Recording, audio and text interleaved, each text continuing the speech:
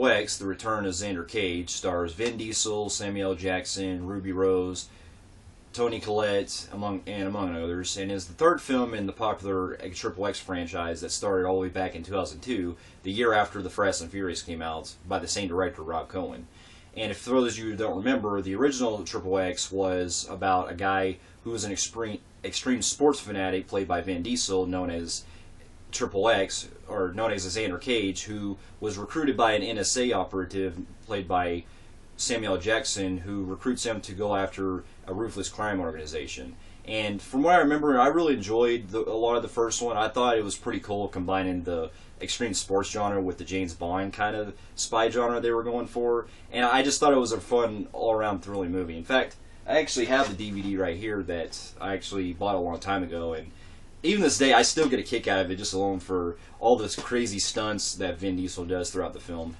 So, after that film came out, there was also another one in 2005 called XXX State of the Union, which instead of bringing Vin Diesel back, had instead brought in Ice Cube. And I gotta tell you right now, like, I like Ice Cube as an actor, but to me, I don't think he's cut out to be an action star in a lot of films, because I feel like he doesn't have much range in that area.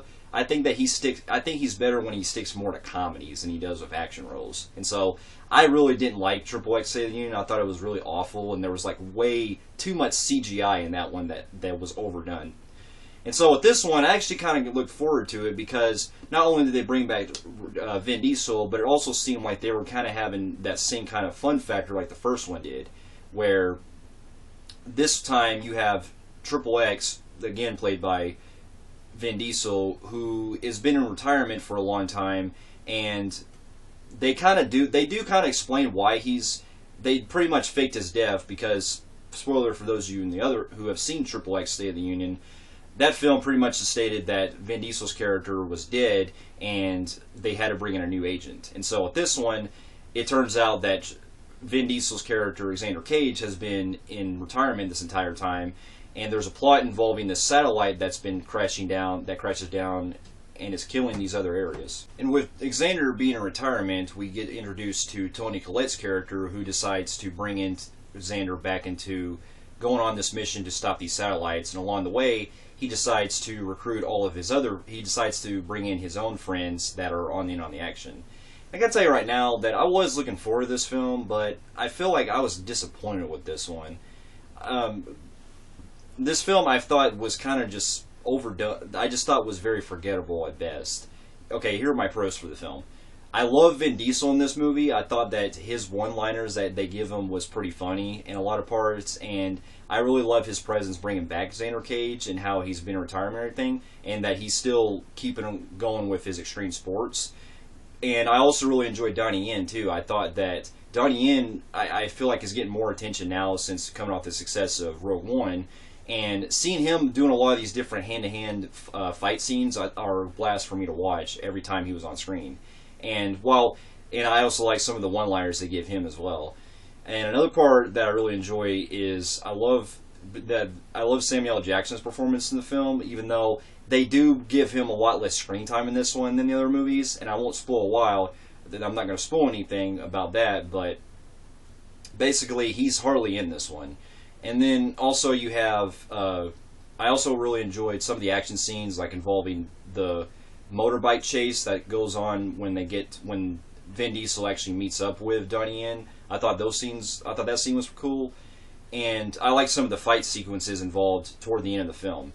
And I actually really enjoyed the cinematography. I thought the different locations they go to look very clear and the cinematography looks beautiful in a lot of shots. So I did enjoy the way it looked, and I also enjoyed that they brought back they brought back some of the traits some of the stuff that we see in the first film. Like, you get to see Vin Diesel get his fur coat back, like you see in the trailer, which I thought was fun.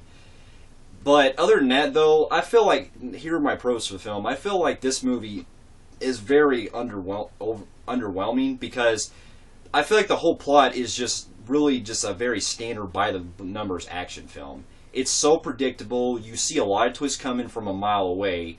they don't really spend too much time with a lot of the action scenes until probably near the end. A lot of it's just building up to these other characters that we get introduced that I really didn't care for.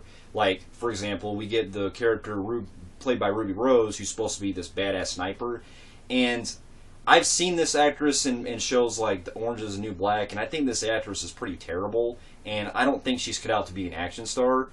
I just really didn't care for her character at all. Like, she just annoyed the piss out of me every time she was on screen. The same thing goes with this other girl that was on screen. I forgot the character's name, or her character's name is Becky, I think. She's like kind of the nerdy kind of girl, and I just felt like every time that she spoke, other than a few dialogue parts that were funny, I just thought she annoyed me as well, and I didn't really care for her at all, and she just annoyed me a lot.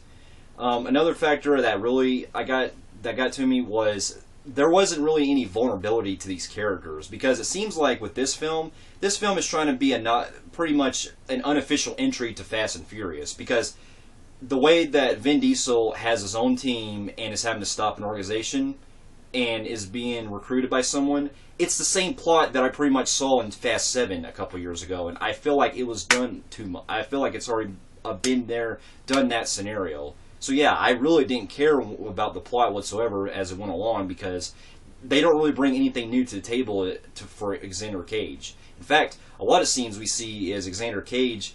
A lot of the stuff that's really being involved with the action scenes is mainly his team that's doing more of the work than he is. So I did have a problem with that, because other than a couple of fight scenes and a couple of the chase scenes with Cage, we don't really get to see much variety with his character like we did in the first film, which I thought was a problem, because if I remember, in the first film it was more about him being on his own, and he was being he was a lone wolf. In this one, if you would have told me this was Dominic Toretto from Fast and Furious, I wouldn't be surprised, because that's exactly what I feel like Vin Diesel was playing again. And so that really bothered me a lot in this one.